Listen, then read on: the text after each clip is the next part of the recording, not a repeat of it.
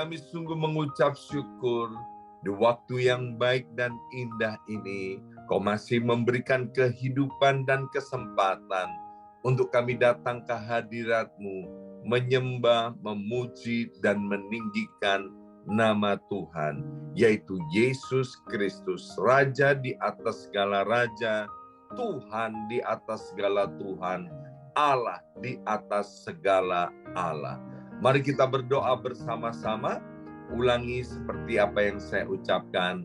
Bapa kami yang ada di dalam surga, dikuduskanlah namamu, datanglah kerajaan-Mu, jadilah kehendak-Mu di bumi ini seperti di dalam surga. Bapa yang baik, berikanlah kami pada hari ini rezeki yang menjadi bagian kami secukupnya, cukup untuk memberikan pinjaman kepada banyak bangsa, sedangkan kami sendiri tidak punya pinjaman, cukup untuk menjadi saksi Tuhan, mulai dari Yerusalem, Yudea, Samaria, sampai ke ujung-ujung bumi. Cukup untuk menjadikan semua bangsa murid Kristus dan membaptis mereka dalam nama Yesus. Terima kasih Bapa untuk rezeki yang secukupnya, dan ampunilah dosa-dosa kami, ampunilah kesalahan kami, seperti kami pun mengampuni orang-orang yang bersalah kepada kami. Dan janganlah masukkan kami ini ke dalam pencobaan, tetapi bebaskanlah kami dari segala yang jahat. Sebab Engkaulah yang empunya kerajaan, kuasa, dan kemuliaan sampai selama-lamanya. Dalam nama Tuhan Yesus, kami sudah berdoa. Haleluya, haleluya, haleluya. Mari Bapak Ibu sekalian, sekarang kita bersama-sama secara serempak dan serentak kita akan menggemakan Mazmur 91. Alkitab berkata, mati dan hidup dikuasai oleh lidah. Siapa suka menggemakannya akan memakan buahnya.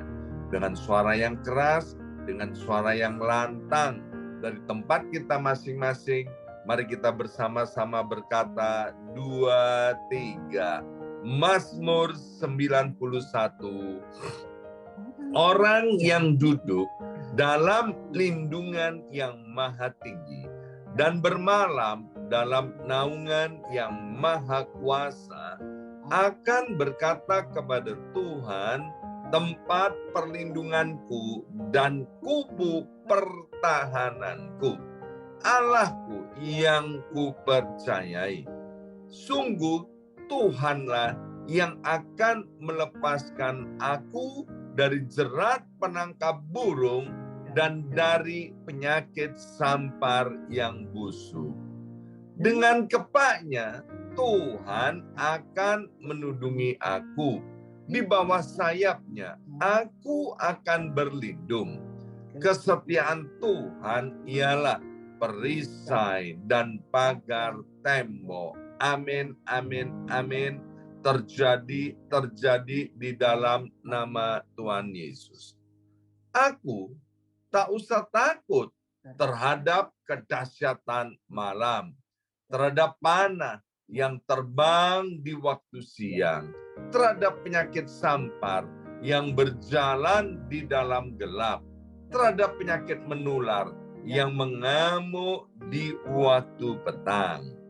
Walau 1.000 orang rebah di sisiku dan 10.000 di sebelah kananku, tetapi itu tidak akan menimpa aku.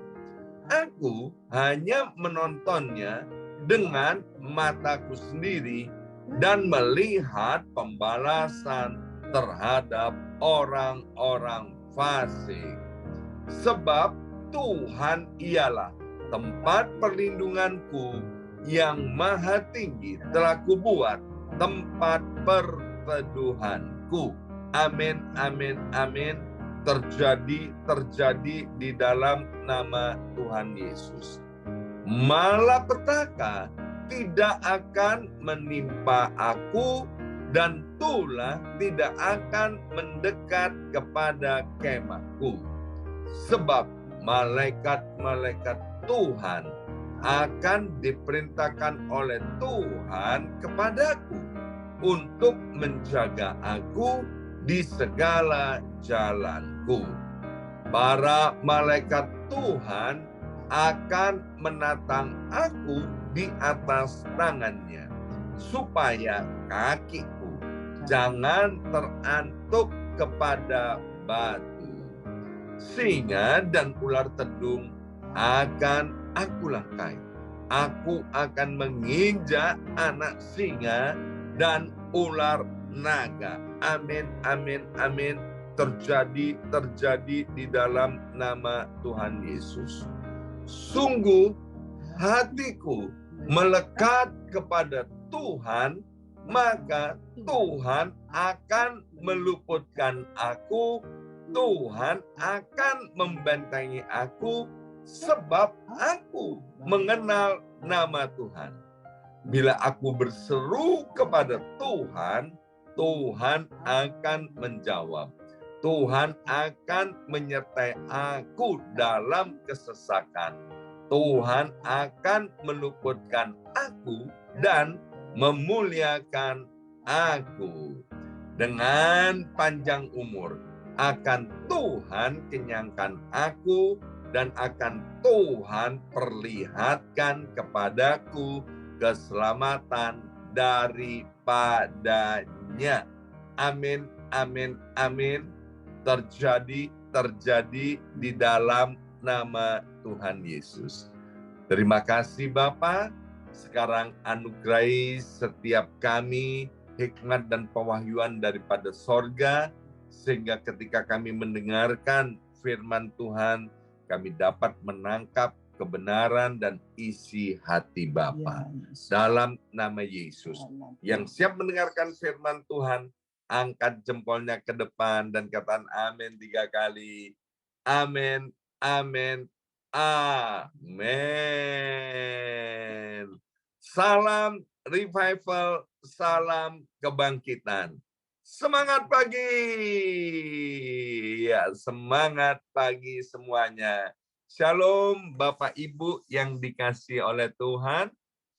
Apa kabarnya?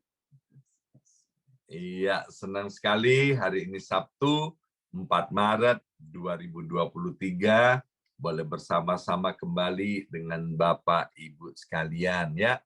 Dan kita sudah memasuki hari puasa raya 40 hari, dan ini adalah hari yang keempat. Baik Bapak Ibu sekalian, sekarang kita akan melanjutkan renungan kita. Hari ini tiba di kitab Amsal pasal yang ke-9. Amsal pasal yang ke-9, saya akan bacakan ayat yang ke-7, 8, dan 9. Demikian bunyi firman Tuhan.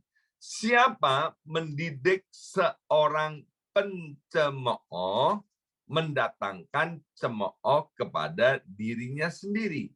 Dan siapa mengecam orang fasik, mendapat cela. Janganlah mengecam seorang pencemooh, supaya engkau jangan dibencinya. Kecamlah orang bijak, maka engkau akan dikasihinya. Berilah orang bijak nasihat, maka ia akan menjadi lebih bijak. Ajarilah orang benar, maka pengetahuannya akan bertambah. Ya, nah renungan hari ini berbicara tentang 2 macam orang. Bersama saya ucapkan 2 macam orang, 2, 3. 2 macam orang. Yang pertama adalah pencemooh yang disebut sebagai orang fasik. Yang kedua adalah orang bijak yang disebut oleh Alkitab sebagai orang benar. Yang pertama, pencemooh. Apa itu pencemooh? Menurut Kamus Besar Bahasa Indonesia, pencemooh itu adalah pencela, pengkritik, orang yang suka mengutuk dan suka mencaci maki. Itu yang disebut pencemooh. Tadi saya sudah jelaskan. Menurut Alkitab, pencemooh itu adalah orang fasik atau orang bebal, ya. Nah, bicara tentang orang fasik, orang bebal, orang pencemooh, Bapak Ibu sekalian, ya, ini adalah golongan orang yang Alkitab dengan jelas berkata, kita ini ya nggak boleh mengecam, kita nggak boleh mencela orang fasik atau para pencemooh. Memang Alkitab bilang kita ini nggak boleh menghakimi, Bapak Ibu sekalian, ya. Kita nggak boleh menghakimi orang lain. Kemudian kita nggak boleh melihat selumbar di mata saudara kita. Kita nggak boleh melihat kuman di seberang lautan. Sedangkan gajah ada di pelupuk mata kita, kemudian balok ada di depan mata kita, ya, sehingga kita lihat kesalahan-kesalahan orang lain. Tetapi kadang-kadang kita melihat kesalahan yang begitu mencolok, Bapak Ibu sekalian, ya. Nah, para pencemooh kenapa kok tidak boleh dikecam, nggak boleh nggak boleh dicela, Bapak Ibu sekalian, sebab penulis Amsal ini udah pengalaman. Kalau kita mencela atau mengkritik pencemooh ini, wah Bapak Ibu sekalian, dia nanti akan uring-uringan dan akan kemudian mencela kita. Karena para pencemooh ini, menurut kitab Amsal juga dikatakan bahwa jalan mereka itu mereka anggap lurus, Bapak Ibu sekalian, ya. Jadi apa yang dikerjakan itu udah yang paling benar. Maka itu kalau ada orang-orang bermasalah, saya tahu orang itu sedang bermasalah, ya. Saya akan coba untuk mendekati dan memberi nasihat mereka. Untuk mengetahui apakah ini golongan orang fasik atau orang benar, ya. Nah, ketika saya memberikan nasihat atau menegur Bapak Ibu sekalian, ketika orang ini mulai marah-marah, maka saya tahu bahwa ini adalah golongan pencemooh dan tidak membutuhkan nasihat. Dalam doa Bapa kami yang ada di dalam sorga, dikatakan ampunilah kesalahan kami, seperti kami pun mengampuni orang yang bersalah kepada kami. Nah, bicara soal ampunilah kesalahan kami, kita ini Bapak Ibu sekalian bisa punya kesalahan dua. Yang pertama, kesalahan secara pasif. Yang kedua, kesalahan secara aktif. Secara aktif itu yaitu sengaja kita berbuat salah, secara aktif yaitu kita melakukan kesalahan, ya, dengan sadar atau tidak sadar kita sudah melakukannya. Itu disebut kesalahan aktif. Tapi kesalahan pasif adalah kesalahan ketika kita diam saja. Contoh yang paling jelas, misalnya kita tahu bahwa kursi ini kakinya patah. Dan kita sudah duduk tadi di kursi ini. Waktu kita duduk, kita jatuh Bapak Ibu sekalian. Karena kaki kursi ini patah. Dan kemudian kita tegakkan kembali kursi itu, ya, tanpa memperbaikinya. Dan kemudian ada orang mau duduk di kursi itu. Dan kita diam saja. Dan kemudian orang itu duduk di kursi itu dan terus terjatuh. Nah, Bapak Ibu sekalian, itu termasuk kesalahan kita. Jadi, kita boleh menegur para pencemooh ini. Tapi cukup satu kali saja, Bapak Ibu sekalian. Kalau dia nggak mau mendengarkan kita, please kita harus mengundurkan diri daripada pencemooh itu, ya. Sebab kalau tidak, itu nanti akan merugikan diri kita sendiri. Nah, pertanyaannya, Pak, bagaimana kalau orang fasik itu atau para pencemooh ini atau orang berdosa ini merupakan orang yang kami cintai atau orang dekat kami atau keluarga kami. Nah, kitab Yehezkiel pasal 11 ayat 19 sampai dengan ayat 20 ini mengajarkan kita, dan ini juga merupakan ayat favorit untuk keluarga kami, ya. Ayat ini bilang begini, aku akan memberikan mereka hati yang lain dan roh yang baru di dalam batin mereka. Juga aku akan menjauhkan dari tubuh mereka hati yang keras dan memberikan mereka hati yang taat, supaya mereka hidup menurut segala ketetapanku dan peraturan-peraturanku dengan setia. Maka mereka akan menjadi umatku dan aku akan menjadi Allah mereka. Nah, ketika kita berjumpa dengan orang-orang dekat kita atau keluarga kita atau orang yang kita kasih, mereka hidup di dalam ketidakbenaran ini, maka Bapak Ibu sekalian kita harus mendoakannya. Mendoakannya pakailah ayat ini, minta kepada Tuhan. Bahkan ayat ini bukan hanya untuk orang lain, tapi untuk diri kita sendiri. Ya, saya seringkali berdoa, Tuhan, aku minta kepadamu berikan aku hati yang baru, Tuhan. Hati yang keras, hati yang jahat, buang jauh-jauh dari tubuhku. Tuhan, berikan aku hati yang teachable, hati yang nurut sama Engkau, Tuhan. Hati yang gampang diajar, Tuhan. Nah, ini juga bisa menjadikan bahan doa buat orang-orang yang kita kasih. Dan saya sudah melihat, Bapak Ibu sekalian, kalau kita berdoa dengan tekun, kita berdoa dengan tidak jemu-jemu, waktunya akan tiba orang-orang yang keras kepala, orang-orang yang keras hatinya, orang-orang yang nggak bisa dinasehat ini, mereka akan berubah. Ya, kita lihat udah di Alkitab seorang yang bernama Saulus, ya.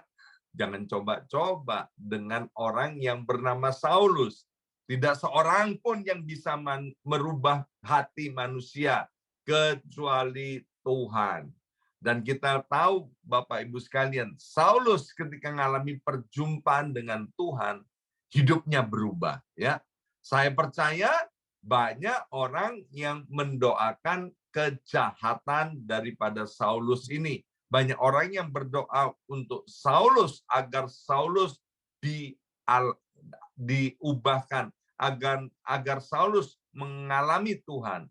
Dan kita lihat bagaimana Tuhan rubah Saulus dan Tuhan memakai Paulus menjadi alat Tuhan memberitakan kabar baik. Bahkan sebagian besar Alkitab Perjanjian Baru itu ditulis oleh Paulus. Saya adalah pencemooh, saya adalah orang fasik, saya adalah orang bebal, orang yang nggak bisa nasihati. Ketika saya hidup di dalam dosa, Bapak Ibu sekalian, banyak dikirim Tuhan orang-orang untuk menasihati saya.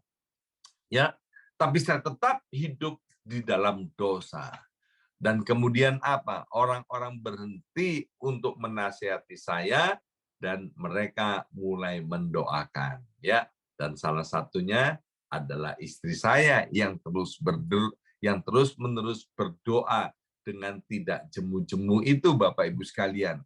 Dan kemudian Tuhan menjamah, melawat saya, dan Tuhan buang jauh-jauh dari tubuh saya hati yang keras, hati yang jahat itu, dan Tuhan rubah menjadi hati yang baik, hati yang taat, hati yang gampang diajar, ya. Itu yang pertama, Bapak Ibu sekalian. Nah, yang kedua, orang bijak, ya.